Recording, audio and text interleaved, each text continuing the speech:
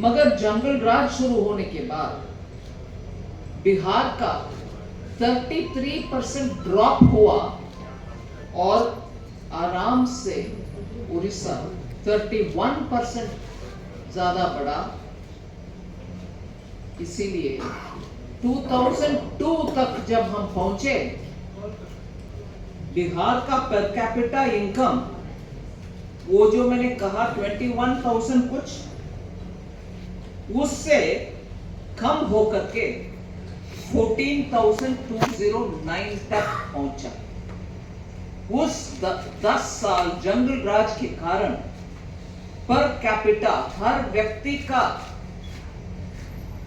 आमदनी जो मेजर होती है पर कैपिटा जीडीपी, वो 21,282 1991 में जो था उससे कम होकर के 14,209 में पहुंचा। फिर पोस्ट 2002 के बाद में पर बिहार के per capita income average growth के अनुसार, एवरेज एनुअल ग्रोथ 5.6% के अनुसार वो 14,000 जहां गिरावट हुई 14,209 से उठ करके 37,000 तक पहुंचा 2019 तक। मेहनत के कारण और जंगल राज को मिटाने के बाद, थोड़ा कानून व्यवस्था ठीक होने के बाद ये था।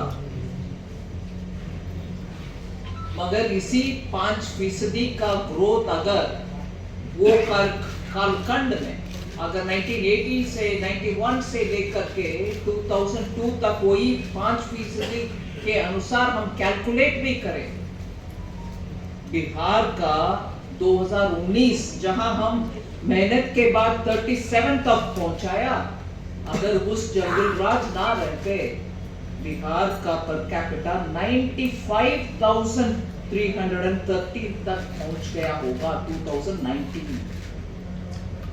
जंगल राज से जो नुकसान आता है, आम आदमी के आमदनी तक उसका असर पड़ता है।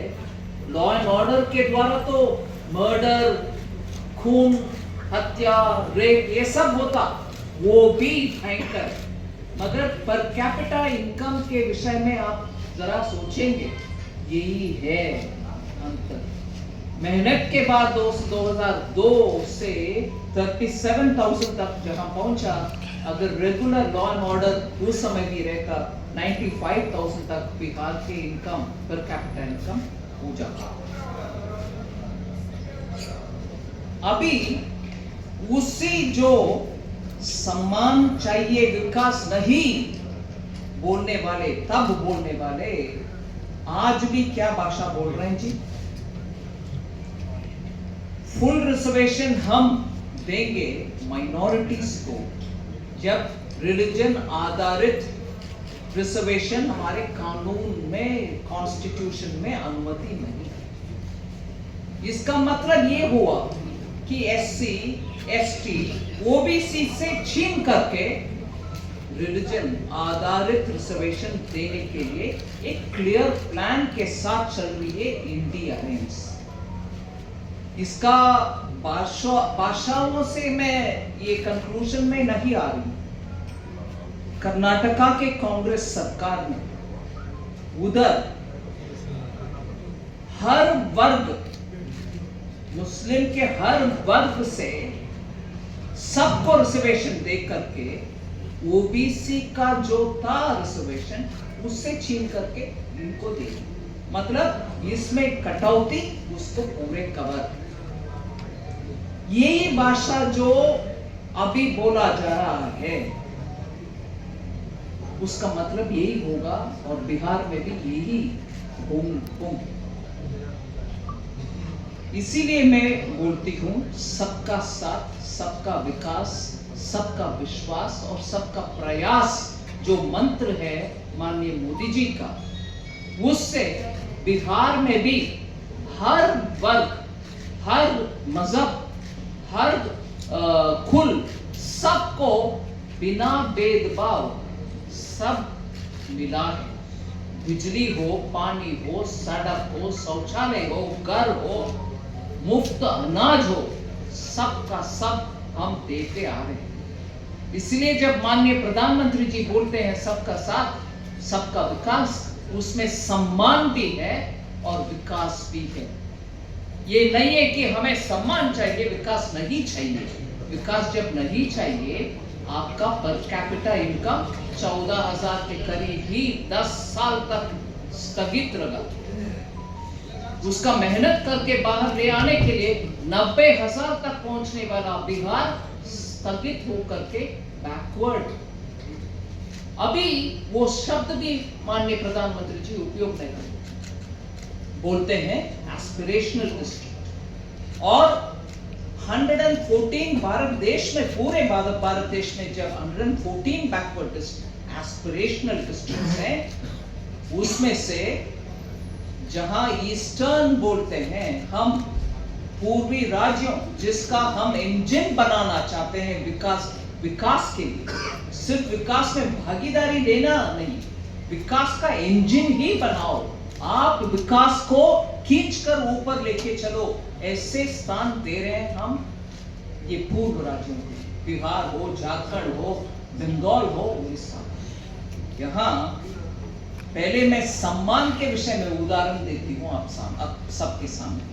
माननीय प्रधानमंत्री जी के एक्शन के द्वारा एनडीए सरकार पिछले 10 सालों में क्या क्या किया सम्मान के लिए। द्रौपदी मुर्मू जी, रामनाथ कोविंद जी, अब्दुल कलाम जी, जो वाजपेयी जी के समय ही सम्मान के एक अच्छा नक्शा उदाहरण के सामने हम देख सकते हैं।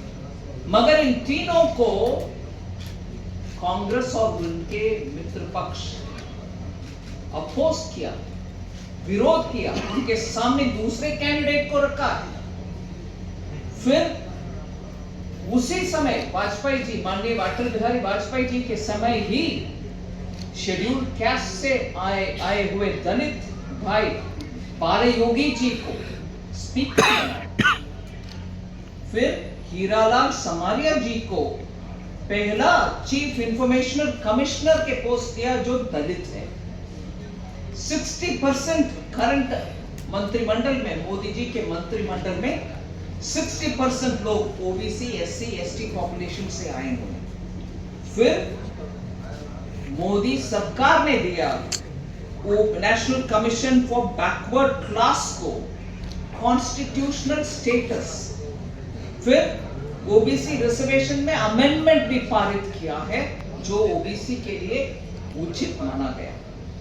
फिर जनधन, उज्ज्वला, आवास, जल जीवन, स्वच्छ भारत, ये सब गरीब और एकदम पिछड़ा हुआ वर्गों के लिए ही बनाया हुआ केंद्र सरकार की स्कीम्स।